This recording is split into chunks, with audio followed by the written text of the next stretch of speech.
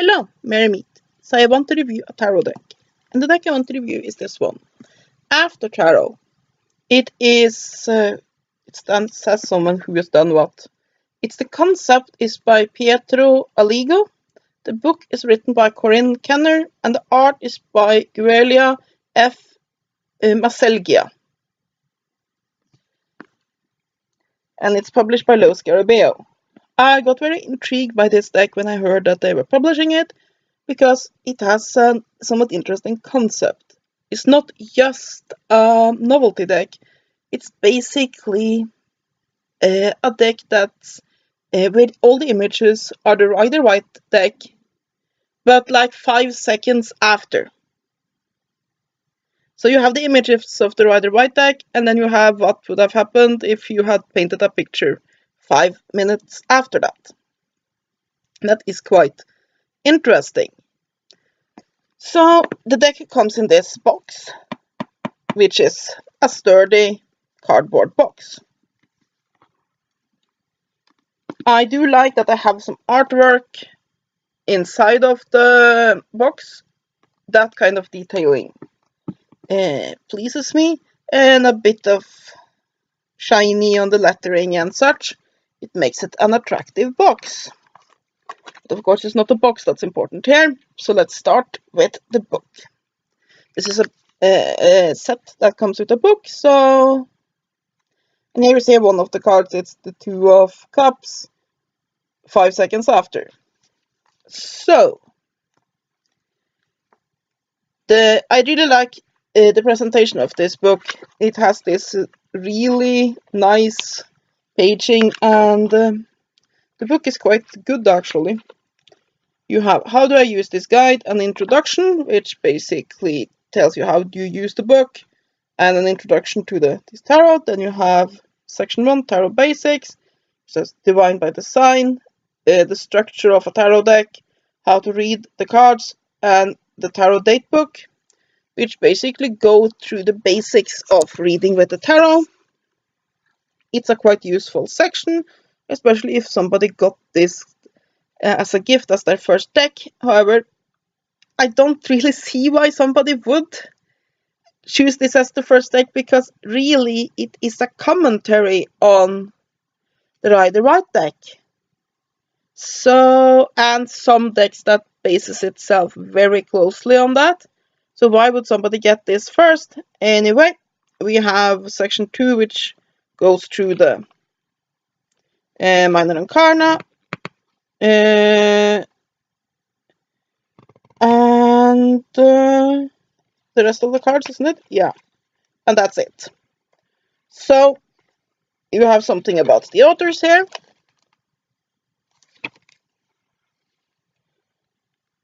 And yes, you have something about the tarot box. It goes through a short about the history of it. It goes through what the minor arcana is, what the major arcana is, how to read the cards. And then you have some spreads, which is why I really like. So you have this one, which is the special spread for this deck. I do like when they include custom spreads for my collection. And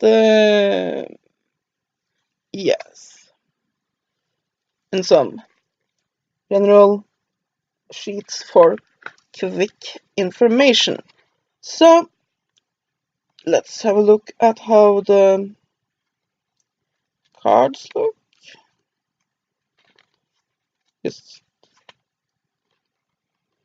What is a bit unusual about this one is that they present the major arcana together with the minor arcana, so that they basically have the sections as basically you have the ones, and you have a couple of pages about that, and then you go through the other ones.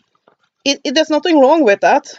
It's a perfectly fine way to do it, and where you come to points where that doesn't necessarily fit anymore, they don't spend a lot of play with pictures of the cards that's already in the deck, but instead with information.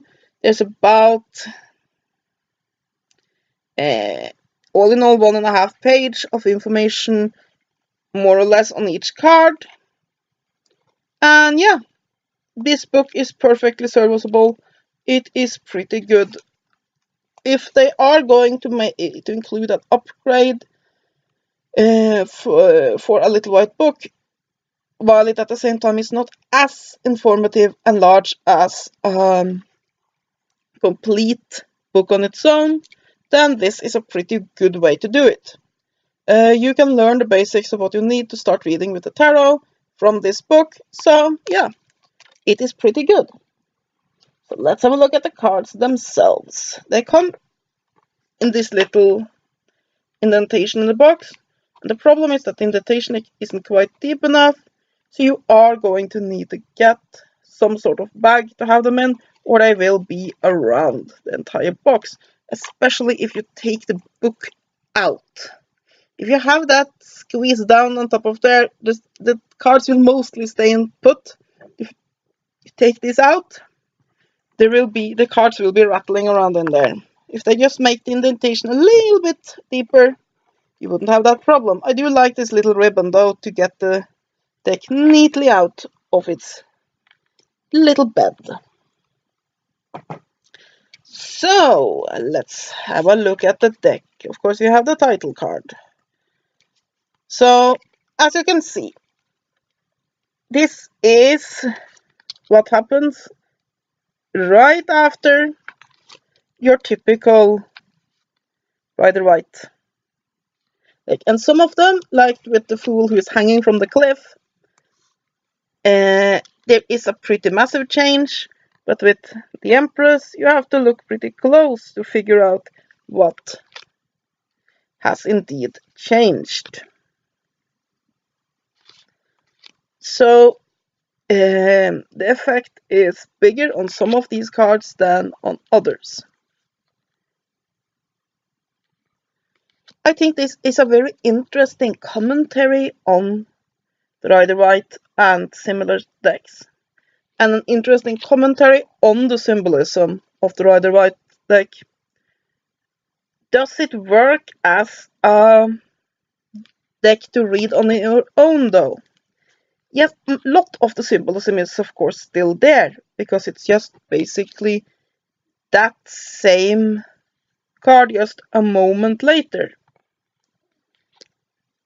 So for some the symbolism has definitely changed, for some it hasn't. But I can't get this sort of feeling of a novelty out of it, because the Rider-Waite deck was very well planned out. Each posture of the characters, the situations they were in, all said something about the meaning of the cards. By changing that slightly, while it is an interesting commentary, it sort of changes the balance of the deck, while at the same time not... Oh, here we need to cover some nipples. While at the same time not necessarily adding what a new deck that has been thought out will add. You can definitely do divinations with this one, but I see it more as a commentary than as a standalone deck. What I think can be a quite interesting way to work with this one though, is to basically, if you have been reading with a Rider-Waite type deck, and you're sort of stuck in your interpretation, I think drawing a few of these cards here can be a good way to get what your original dealing was saying. Because it sort of helps with the narrative, especially if you read in a narrative fashion. It helps sort of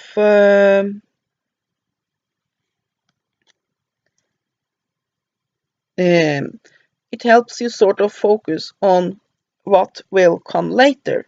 what is the next step. But as a deck to read alone, I'm not so sure this one will work, at least not for me.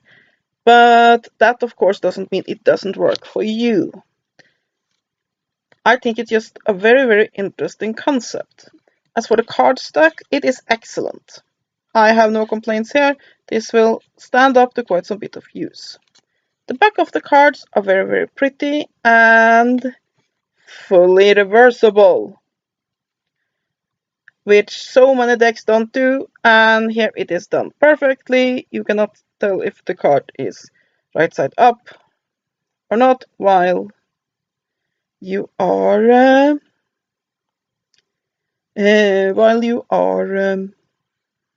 I can talk today when looking at it from the back, and that is good. The cards have this little white frame around them, and while I haven't gone over with a ruler, I do think that it shouldn't be a problem to trim that. I don't trim my cards, so I wouldn't know. But I think that if you are one of those that enjoy trimming your cards, it shouldn't be a big problem to do that. Though trimming off the title of the Majoran Carnavans or the court cards will be a lot harder. So yeah, I think this is a very solid concept.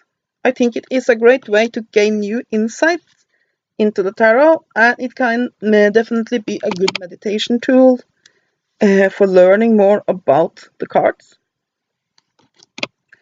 Of course, as you can see, the minor arcana here is also fully illustrated because it carries on the same theme as earlier with what happens a few seconds later.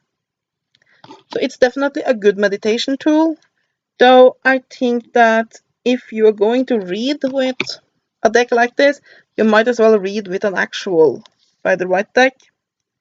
It's a novelty deck, but it's not a novelty deck as in a gag. This actually has a real function in that it's a great way to learn more about these symbols. This is basically one way in which the situation in the regular cards can develop. And looking at what symbolism the authors have chosen to advance can, I think, be a great way to find out what these cards mean for you. So I don't think I have time to show you all the other cards, but you get the point here. I think that if I were going to go through the rest of them, I would just be finding something to blabber about. I don't have that much more to say about it, other than this is a quality product. It's a great idea. For me, it doesn't speak a lot to me to read on its own, but as a meditation tool and as a tool to learn more about the tarot, I think this is a great deck. The book it comes with is very, very good. And all in all, I am quite pleased with this kit. So, let me just place that back in its little bed here. Down you go. As you can see here, it doesn't fit there completely. Other than that, all the design choices here are really good. And with the quality of the cards on the box, I think this would also make a great gift. But for an actually experienced tarot reader, I do not think this is a good first deck for anyone. Even if it has how do you start using the tarot stuff inside of it, this is not a beginner product. This is something for somebody who is already experienced with the tarot, who wants to see new possibilities with the Rider-Waite deck, and want to go deeper into the symbolism of the cards. There are so many great beginner decks there. This isn't it, but for an experienced tarot reader, this can be a great product. That is my review of After Tarot by, where was it? It said all these people's names. Pietro Aligo, Corinne Kenner and Julia F. Masalgia. So yeah, I hope you have enjoyed this review. Have a great day, and blessed be.